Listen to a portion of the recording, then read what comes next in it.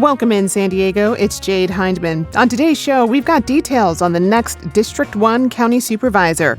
This is KPBS Midday Edition, connecting our communities through conversation.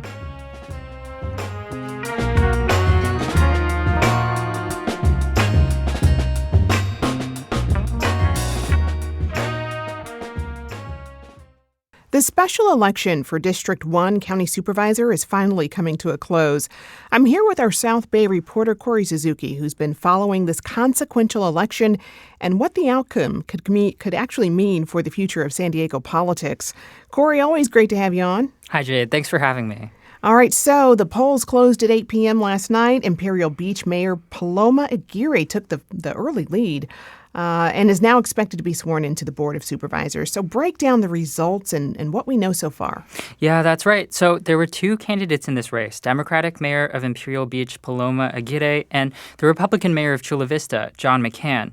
Aguirre won 53.2% of the votes that have been counted so far, and McCann has won about 46.8%, just under 47%. That's out of 70,000 ballots so far, according to the Registrar of Voters. The Registrar is still counting some ballots, and from what we know now, this has not been a blowout race. Aguirre has a pretty significant lead, but it is still relatively close. But it's enough of a lead that KPBS has called the race. And McCann also this morning announced that he called Aguirre to concede. Wow. Well, leading up to the race, you did a lot of reporting on where the candidates stand on the issues. Which of Aguirre's positions do you really think resonated with voters? Yeah, I think that's a good question. And I think time will sort of be the best guide to knowing what voters were thinking about as they cast their ballots in this election. I will say that there are a couple things that I think you can point to very clearly about Aguirre's record. The first one is that she's been a leading voice on the Tijuana River Valley sewage crisis. As mayor of Imperial Beach, she has strongly supported taking more aggressive action to help neighborhoods dealing with the crisis and dealing with air pollution and other public health impacts. She's also strongly supported measures to help renters and to prevent people from being displaced, people who are experiencing the rising cost of living in San Diego. And then she's helped work across ideological lines to unify a sometimes split city council in Imperial Beach, too. But for a local election, this race has also become really connected to national politics, and specifically a couple of things. The Trump administration's immigration crackdown, which is becoming increasingly invasive. The cuts that Republican lawmakers in Congress are looking to in terms of safety net programs like Medicaid and SNAP. Aguirre's campaign really made this strong effort to tie McCann, her opponent, to these policies and to underscore similarities they saw between McCann's campaign, things that McCann was talking about in terms of immigration, in terms of his priorities for county spending, and trying to draw connections there between what he was saying and what his supporters were saying and what we're seeing from the White House and from Republicans in Congress right now. And I know you spoke with Aguirre over the phone last night. Here's what she had to say about how national politics and looming cuts to safety net programs might have swayed voters' minds. They're very worried because at least 140,000 residents of District 1 depend on these types of programs. And at the county, we have an opportunity to fight back. Well, remind us the importance of this election and the role that a county supervisor plays in local politics. Yeah, and just to note, we did reach out to McCann and his campaign multiple times last night, did not hear back. Fundamentally, this is a local race. I mean, but this is one that will affect all of San Diego County. The county government operates many state and federal partnerships like Medicaid, which is known as Medi-Cal in California, and like SNAP or CalFresh. It also includes election operations, parts of the local justice system like county jails and the sheriff's department. The county government provides government services, municipal services in unincorporated areas, and parts of the county also make major decisions on things like public health measures, transportation planning, and local immigration policy.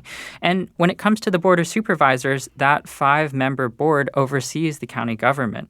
Officially, the board is nonpartisan, but in reality, party politics play a major role in how the board votes. This special election was triggered earlier this year after one of those supervisors, Democratic County Chair Nora Vargas, stepped down suddenly, leaving the board split between 2 Democrats and 2 Republicans. And Aguirre's election yesterday means that Democrats will now have a majority again. Well, the campaigning has now come to a close, but one of the things that I noticed is that things got pretty personal between the candidates in recent months. Aguirre and McCann both had very heated claims about one another. You fact-checked many of those claims. What did you find out? Yeah, that's right. There were definitely a lot of claims flying around in this race for sure. Both candidates were making different accusations about each other. Aguirre, again, I think trying to working to tie McCann to the White House as much as she could in the eyes of voters. And McCann trying to hit Aguirre on her financial record and her stance on things like using the county's reserve funds to support county programs.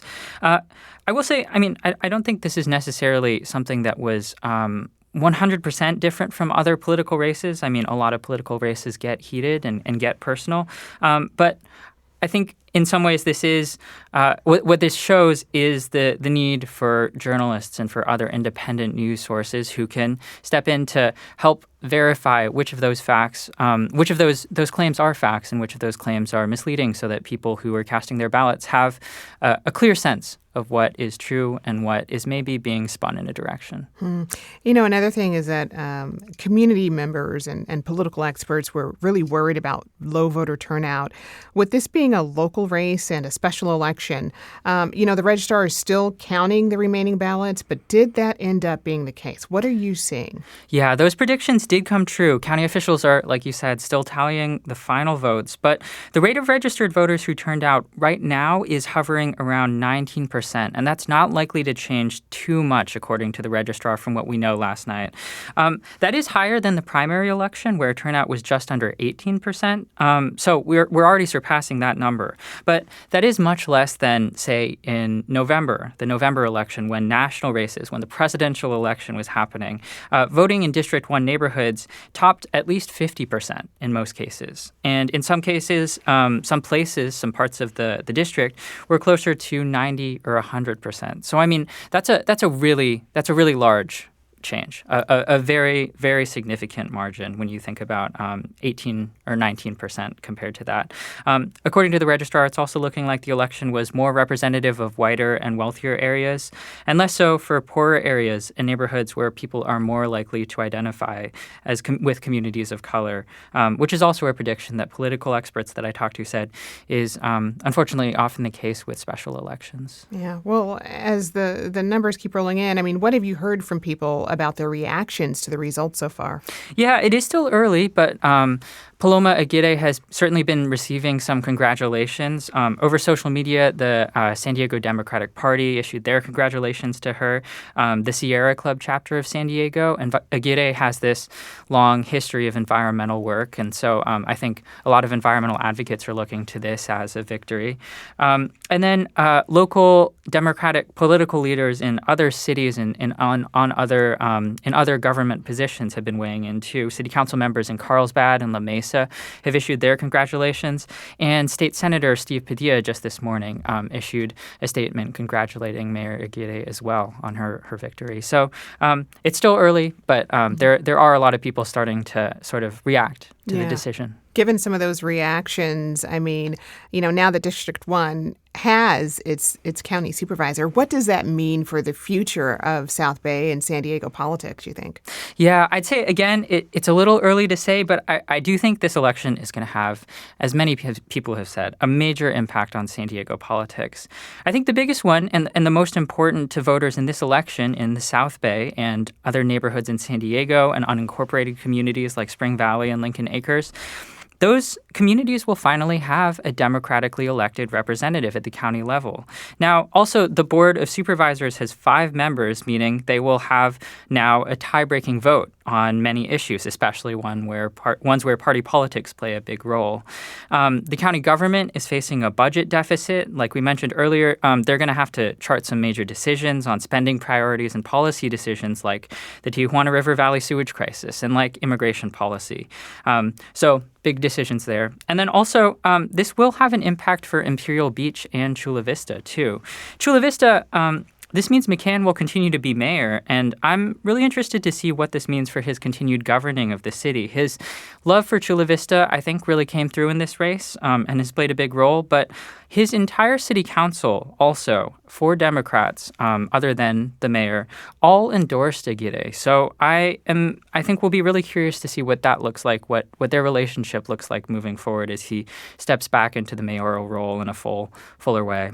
And then in Imperial Beach, this will likely trigger some big changes in local politics, an electoral process maybe for both mayor and potentially a new city council member if the city council decides to appoint someone to serve as an interim or holds a special election. So there could be some big changes coming in that city too. All right. Well, with the election behind us, what will you be watching out for next? I think the Tijuana River Valley sewage crisis is going to be one of sort of the biggest things to look ahead to.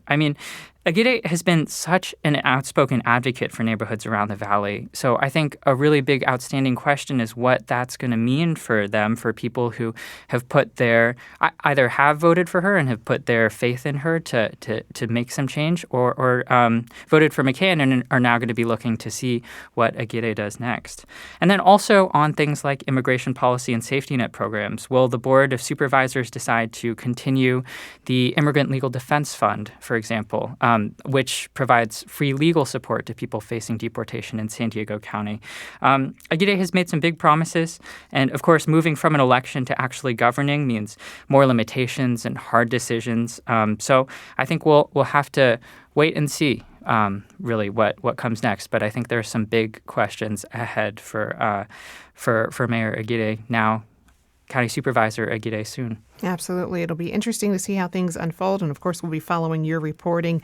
I've been speaking with KPBS South Bay reporter Corey Suzuki. You can see the latest election results and other related coverage on kpbs.org/voterhub. Corey, thank you so much. Thank you so much, Jade. Thanks for having me.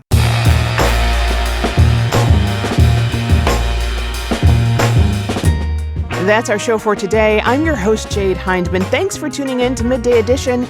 Be sure to have a great day on purpose, everyone.